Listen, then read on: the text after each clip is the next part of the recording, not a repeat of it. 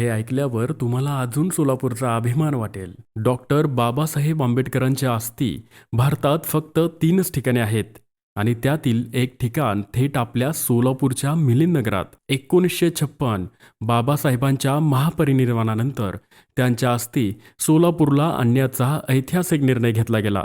काही कार्यकर्त्यांनी मुंबईत राहून त्या अस्थी मिळवण्यासाठी प्रयत्न केले आणि 11 डिसेंबरला त्या मद्रास मिलने सोलापूरला पोहोचल्या. तेव्हा स्टेशनवर हजारो लोकांचा जनसमुदाय अश्रू आणि अभिमान दोन्ही भावनांनी भारावला होता.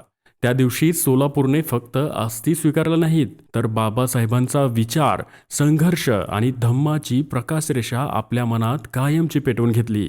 दुसऱ्या दिवशी सकाळी शहरातून 25 ते 30 हजार लोकांची भव्य मिरवणूक निघाली. बुद्धम शरणम गच्छामीचे शांतपण सामर्थ्यशाली घोष संपूर्ण सोलापूरभर घुमत होते.